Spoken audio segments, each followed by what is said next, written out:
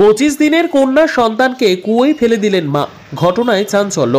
25 দিনের কন্যা সন্তানকে কুয়োয় ফেলে দিলেন মা।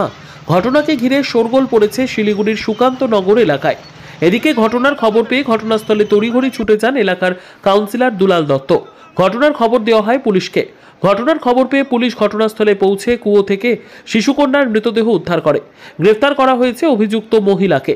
জানা যায় ওই মহিলার মানসিক অবস্থা খুব একটা ভালো ছিল না। এদিন এলাকার বেশ কয়েকজন দেখতে পান সেই মহিলা তার শিশুকন্যাকে কুয়োয় ফেলে দিয়েছে। এরপর এই খবর দেওয়া হয় আশিঘর ফাঁড়ির পুলিশকে। দেহ ময়নাতদন্তের জন্য উত্তরবঙ্গ মেডিকেল কলেজ ও হাসপাতালে পাঠানো হয়।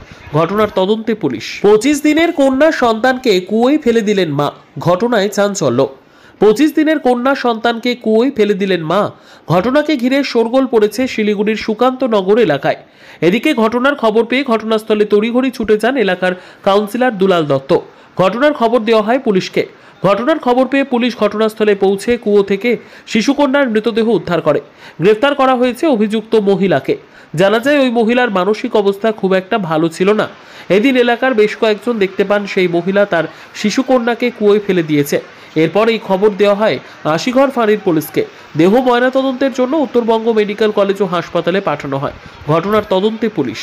25 দিনের কন্যা সন্তানকে কুয়োয় ফেলে দিলেন মা, ঘটনায় চাঞ্চল্য।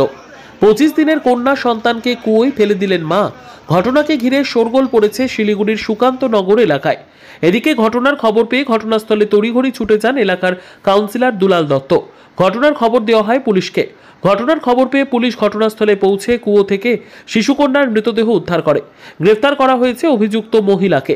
জানা যায় ওই মহিলার মানসিক অবস্থা খুব একটা ভালো ছিল না। এদিন এলাকার বেশ কয়েকজন দেখতে পান সেই মহিলা তার শিশুকন্যাকে কুয়োয় ফেলে দিয়েছে। এরপর এই খবর দেওয়া হয় আশিঘর ফাঁড়ির পুলিশকে। দেহ ময়নাতদন্তের জন্য উত্তরবঙ্গ মেডিকেল কলেজ ও হাসপাতালে পাঠানো হয়। ঘটনার তদন্তে পুলিশ।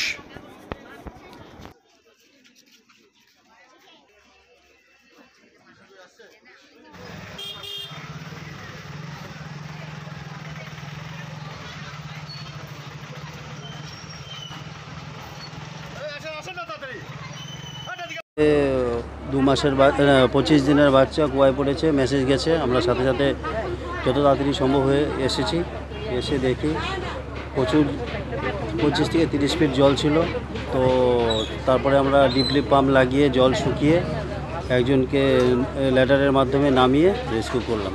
রেস্কিউ করে ওনাদের কাছে হ্যান্ড ওভার করেছি। অ্যাকচুয়ালি জলের মধ্যে ডুবে থাকা মানে তো কন্ডিশন শেষের দিকে। কতক্ষণ আগে ফেলেছিল সেরকমটা জানা যাচ্ছে? ওগুলো তো আধা ঘন্টা আগে ফেলেছে।